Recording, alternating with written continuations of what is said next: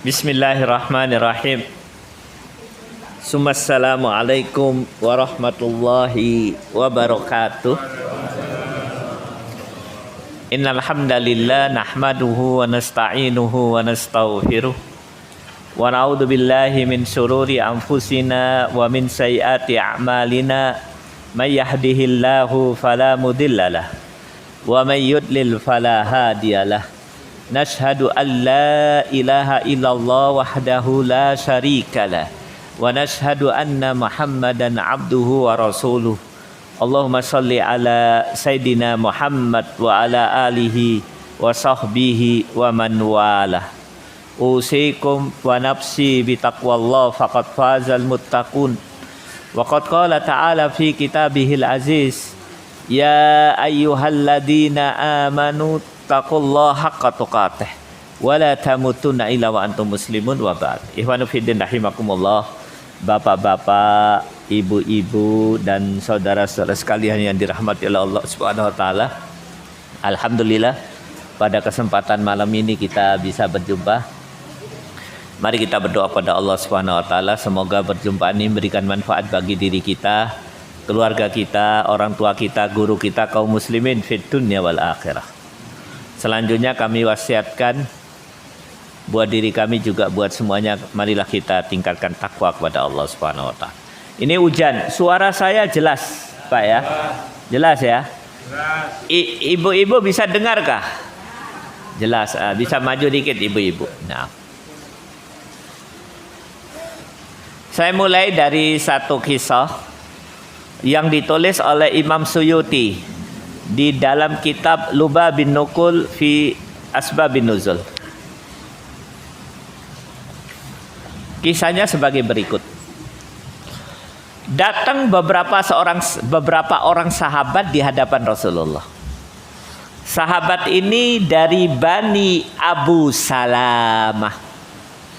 Jadi Bani Abu Salamah ini rumahnya jauh dari Masjid Nabi. Dan mereka Islam semuanya, suku masih Islam semua. Dan mereka taat. Salah satu tanda ketaatannya, mereka itu rumahnya jauh tapi sholatnya di Masjid Nabi bersama Nabi. Karena tempatnya jauh, maka kasihan mereka ini. Sholat dohor, nanti pulang, istirahat sebentar, berangkat lagi asar lagi.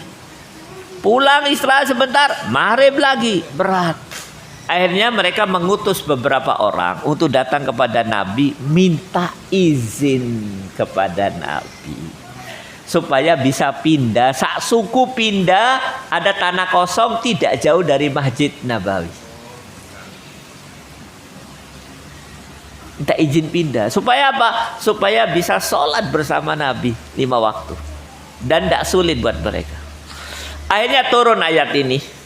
Kisah ini menjadi sebab turunnya ayat, yaitu ayat di dalam surat Yasin ayat 12 yang bunyinya, inna nahnu nuhyil mauta wa naktubu ma qaddamu wa atharahum wa kulla syai'in ahsaynahu fi imam. Surat Yasin. Ayat ini menjelaskan 3 kekuasaan Allah. Kekuasaan Allah itu yang pertama, Allah menghidupkan yang mati. Yang kedua, Allah mencatat seluruh amal kita, amal yang baik maupun amal yang buruk. Yang ketiga, bekas-bekas amal pun dicatat oleh Allah Subhanahu wa taala. Apa kata Rasulullah setelah bacakan ayat ini? Kalian tidak usah pindah. Loh, kenapa ya Rasulullah? Makin jauh rumahmu, makin banyak langkahmu. Makin banyak langkahmu, makin banyak bekas yang kau injak, tanah-tanah itu. Makin banyak itu semua, makin banyak pahalanya di sisi Allah. Tidak usah pindah. Apa kata Bani Salamah? Sami'na wa ata'na. Kami dengar dan kami taat. Ikhwanu fiddin rahimakumullah. Ada satu pelajaran penting yang bisa kita ambil dalam ayat ini. Apa itu? Semua amal dicatat oleh Allah. Keyakinan bahwa amal itu dicatat oleh Allah itu cirinya orang bertakwa. Orang bertakwa yakin seyakinnya bahwa amalnya dicatat oleh Allah. Amal yang baik maupun amal yang Allah akan tahu amalmu. Rasulullah akan tahu, malaikat tahu. Kenapa? Dicatat. Keyakinan akan hal itu salah satu ciri orang yang bertakwa. Orang tidak akan pernah bisa bertakwa kalau nggak yakin terhadap hal itu. Bahkan Ikhwanu Fiddin rahimakumullah, bukan hanya Allah dan Rasulnya, orang mukmin pun akan tahu amal kita. Nih saya bacakan satu ayat. Allah Subhanahu wa taala berfirman di dalam surat At-Taubah 105, boleh dicatat. Wa qul i'malu fasayarallahu amalakum wa rasulu wal mu'minun wa saturadduna ila alimil ghaibi wasyahada fayunabbi'ukum bima kuntum ta'malun. Sebelum saya bahas ya yang ada hubungannya dengan ini, saya garis bawahi dulu. Wa qul i'malu, katakan kepada semua manusia, beramallah kalian. Pak, yang dicatat, yang ditimbang, yang dinilai, yang diberi ganjaran oleh Allah, yang diberi ganjaran itu amal. Loh, ilmu bagaimana? Ilmu itu enggak. Cuman ilmu itu diperlukan untuk kepentingan amal. Supaya amal kita makin sempurna di hadapan Allah, harus pakai ilmu. Tapi yang ditimbang, yang dinilai, amal. Makanya kalimatnya wa qul i'malu, beramal. Belajar supaya amal kita bagus. Ini yang pertama. Yang kedua ini yang penting. Ternyata amal kalian itu dilihat oleh Allah, dilihat oleh Rasul, dilihat oleh orang mukmin. Kapan orang mukmin mengetahui amal kita? Bisa di dunia, bisa di akhirat. Nih saya akan ceritakan dua kisah. Kisah ini dahsyat. Terjadi di salah satu negara yang mayoritas penduduknya Islam. Tidak perlu saya sebut negaranya. Di satu bangunan yang mewah, apartemen yang mewah, di salah satu tingkatnya ada bau bangkai. Dicari-cari, ternyata bau bangkai itu berpusat pada satu kamar. Diketok-ketok, digendor-gendor, tidak dibuka. Akhirnya dipanggil tukang kunci, dibuka. Inna lillahi wa inna ilaihi raji'un. Ternyata di tengah ruangan dari apartemen yang mewah ini tergeletak seorang lelaki dewasa muslim. Kenapa? Karena bajunya baju sholat, baju takwa, atau mungkin gamis, baju sholat. Sudah mati. Mayat bangkainya sudah bau, berarti matinya beberapa hari yang lalu. Nah, barakallahu fiikum. Jazakumullah. Masya Allah. Nah. Perutnya sudah melembung, berarti sudah lama meninggalnya. Di tangannya megang remote, dilihat remotenya, inna lillahi wa inna ilaihi raji'un. Remote channel porno, film porno dari televisi yang ada di hadapannya. Ternyata orang ini hobinya nonton film porno. Dia sembunyi di rumahnya, tidak diketahui oleh orang lain, dia nonton film porno. Sampai akhir kematiannya pun diiringi oleh film porno. Dibuka oleh Allah. Wa qul i'malu fasayarallahu amalakum wa rasulu wal mu'minun. Allah akan tahu, Rasul akan tahu amalmu. Begitu juga orang-orang yang beriman. Dibuka oleh Allah. Maka iman fiddin rahimakumullah, yakin seyakin-yakinnya bahwa amal kita akan diketahui, dicatat oleh Allah, diketahui oleh Allah, diketahui oleh Rasul, dan diketahui oleh orang-orang yang beriman. Nih cerita yang kedua. Kejadian yang sangat dahsyat terjadi di Malaysia. Di Malaysia ada seorang wanita muslimah Pakai kerudung. Melayu.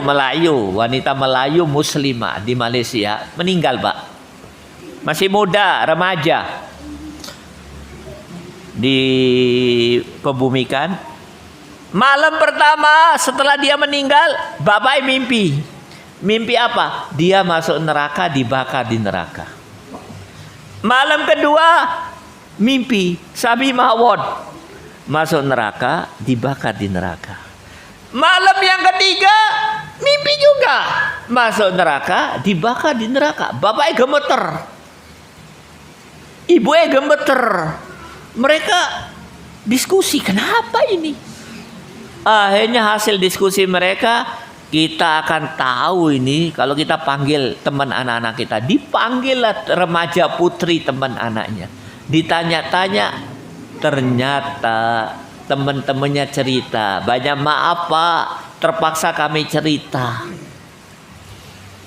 Anak bapak itu hobinya Facebook. Kalau pas Facebook, buka kerudung, joget-joget. Kadang-kadang setengah telanjang, kadang-kadang hampir telanjang, joget-joget, gaya-gaya, genit-genit, di-share kemana-mana. Kata bapak, hapusin. Tidak bisa dihapus, tidak tahu passwordnya. Inna lillahi wa inna ilaihi raji'un. Ikhwan fiddin, rahimakumullah. Maka sekali lagi saya wasiatkan pada diri saya juga buat semuanya, marilah kita tingkatkan takwa kepada Allah Subhanahu wa taala. Bagaimana caranya? Yakin seyakin-yakinnya bahwa amal kita dicatat oleh Allah. Begitu juga bekas-bekasnya. Anda berjalan ke masjid, tanah yang Anda injak dicatat Allah. Nih saya ngisi pengajian nih. Nih bekasnya ini. Nah, dicatat oleh. Saya megang di sini, dicatat oleh Allah Subhanahu wa taala. Maka mungkin itu saja sebagai mukaddimah ceramah saya. Sekali lagi mari kita tingkatkan takwa kepada Allah. Ustaz, bagaimana caranya? Yakin seyakin-yakinnya amal kita dicatat oleh Allah. Nih saya akan sampaikan satu ayat. Ayat ini ayat akidah. Allah Subhanahu wa taala berfirman di dalam surat Al-Infitar. Juz apa ini? Ayat 10, 11, 12. Apa kata Allah?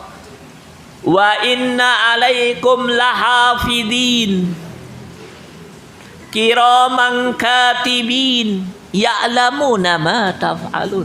Sesungguhnya ada malaikat yang mengawasi kalian. Malaikat ini kiram, katib. Kiram itu apa? Mulia, tidak bisa disuap. Ya, taat kepada Allah. Katibin, mencatat semuanya. Kalau bahasa sekarang merekam.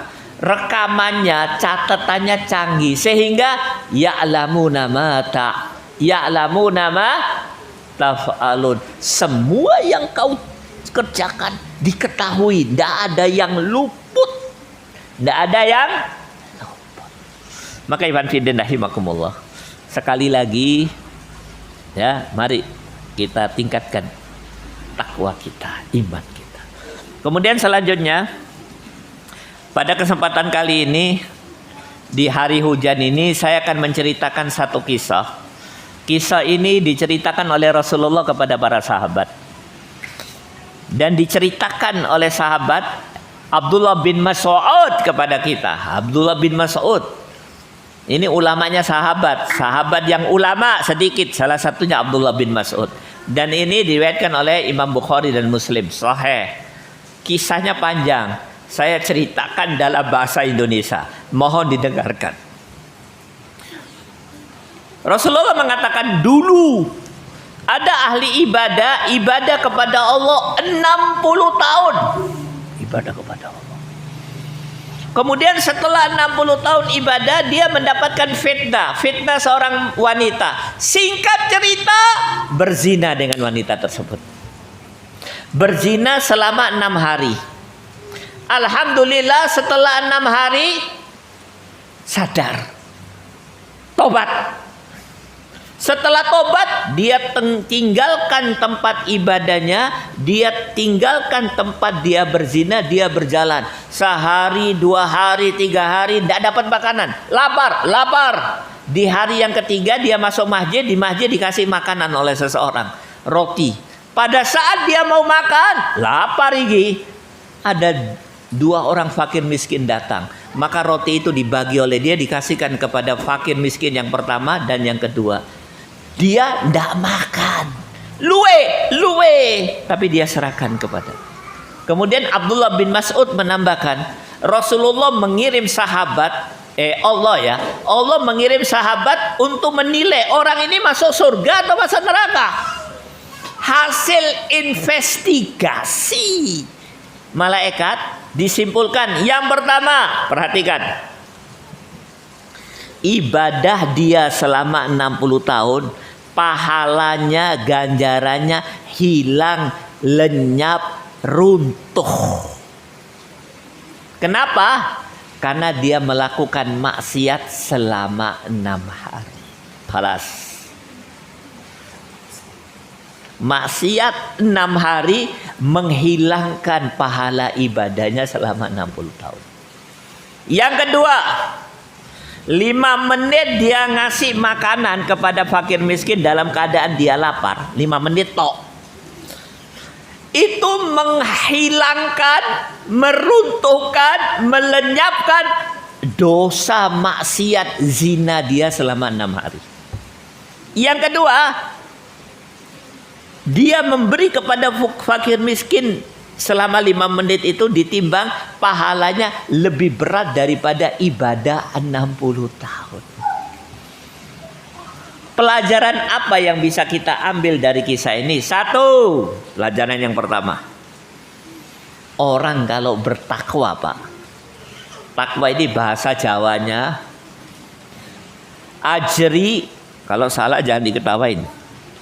Ajri dumateng Gusti Allah, betul? Dumateng. Kenapa yang diketawa? Karena salah ada. Ajri dumateng Gusti Allah. Orang kalau bertakwa, dia akan bisa menempatkan dirinya pada tempat yang tepat. Pada saat ibadah. Pada saat maksiat, sadar, tobat. Pada saat punya sesuatu, walaupun dia membutuhkan, dia berikan kepada fakir miskin. Kenapa dia bisa begitu? Ibadah, maksiat, tobat, punya sesuatu dikasihkan. Kenapa? Karena dia takwa. Saya pernah sampaikan perkataan Ibnu Mubarak, man khafallah dallahul khawfu ala kulli khair. Barang siapa yang takut kepada Allah, maka perasaan takut kepada Allah akan membawa dia melakukan segala kebaikan. Kenapa? Takwa. Ajri dumateng Gusti Allah. Kurang fasih.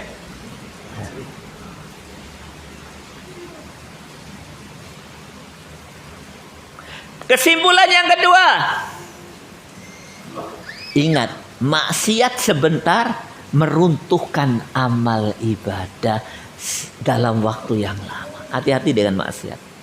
Nih saya akan bacakan satu ayat. Allah Subhanahu wa taala berfirman di dalam surat Az-Zumar ayat 65. Walaqad uhiya ilaika wa ilal ladina min qablik la in asyrakta la yahbatanna amaluka wa la takunanna minal khasirin. Allah berfirman kepada Rasulullah, Muhammad, kau dan seluruh nabi sebelum engkau, jika kalian syirik sedikit saja, la yahbatanna amaluka, amalmu lenyap, hilang, runtuh, tidak berbekas, dan kau akan termasuk orang yang rugi. Orang rugi itu maksudnya masuk neraka. Amalnya segede gunung Lawu, maksiat sedikit, syirik, hilang. Bayangkan kalau amalnya segede onde-onde, jangan onde-onde, kegedean, wijen. Alladzi wudi'a alal onde-onde. Sesuatu yang diletakkan di atas onde-onde, wijen. Amalnya segede wijen. Syiriknya segede gunung Lawu. Hancur.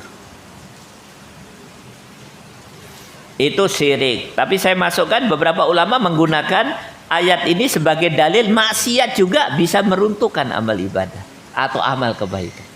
Syirik istimewa lebih tinggi ya, karena memang daya rusaknya besar. Maksiat di bawah itu, tapi juga bisa meruntuhkan amal ibadah. Nomor 2, nomor 3, ini penting.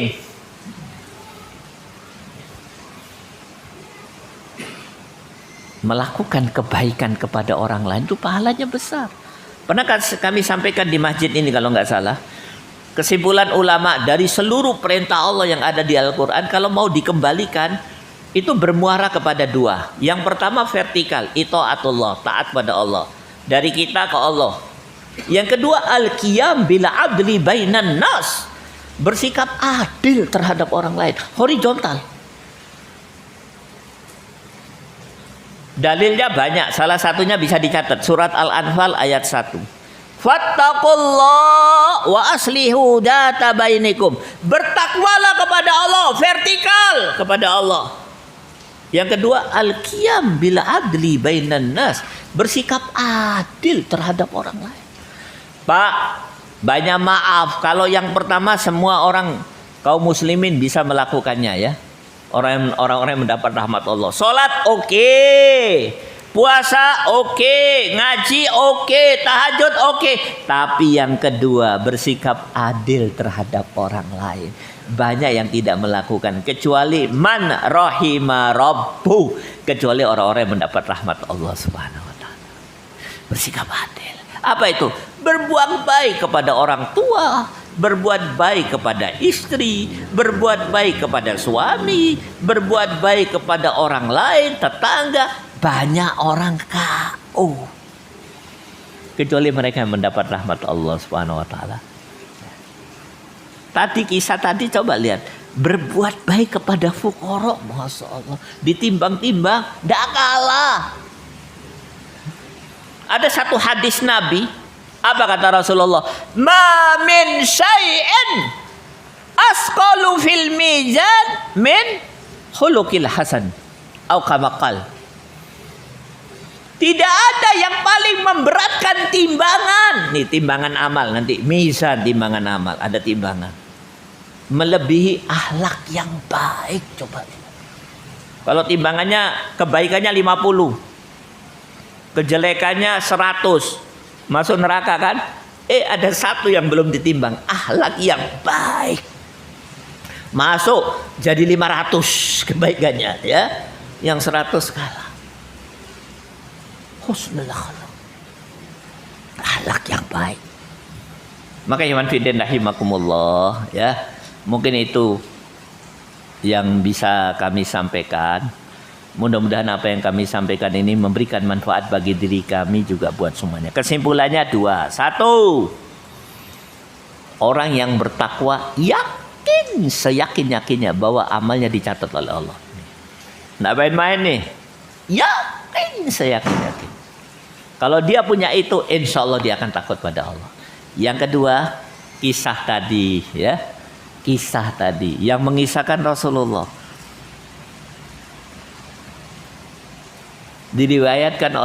Dikisahkan oleh Abdullah bin Mas'ud, paham toh?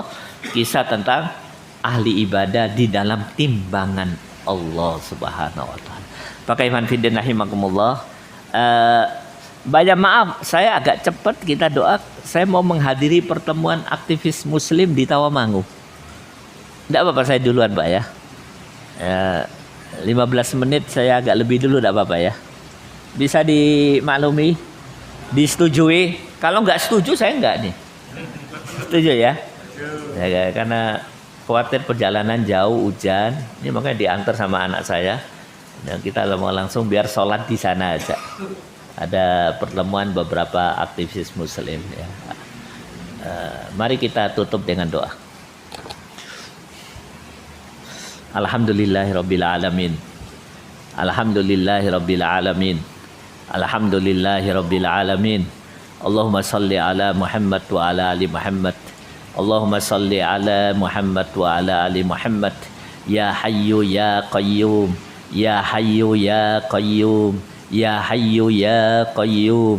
Ya dzal jalali wal ikram. Ya dzal jalali wal ikram. ya dzal jalali wal ikram. Rabbana dzalamna anfusana wa illam taghfir lana wa tarhamna lanakunanna minal khasirin. Rabbana la tuzigh qulubana ba'da idh hadaitana wa hab lana min ladunka rahmah innaka antal wahhab. Allahumma inna nas'aluka husnal khatimah. Allahumma arzuqna taubatan nasuhan qabla al-maut. Allahumma ya muqallibal qulub tsabbit qulubana ala dinik. Allahumma alif baina qulubina kama allafta baina qulubil muhajirin wal ansar. Rabbana hab lana min azwajina wa dhurriyyatina qurrata a'yun waj'alna lil muttaqina imama. Rabbana afriq alaina sabran wa tsabbit aqdamana wansurna 'alal qaumil kafirin. Rabbi ighfirli wa liwalidayya warhamhuma kama rabbayani shaghira. Rabbana atina fid dunya hasanah wa fil akhirati hasanah wa qina adzabannar. Subhana rabbika rabbil izzati amma yasifun wa salamun alal mursalin walhamdulillahi rabbil alamin. Mungkin itu saja. Tidak apa-apa, saya jalan duluan Pak ya. Tidak apa ya. Mohon kajian tadi direnungkan ayat-ayatnya ya. Wabillahi taufiq wal hidayah. Assalamualaikum warahmatullahi wabarakatuh.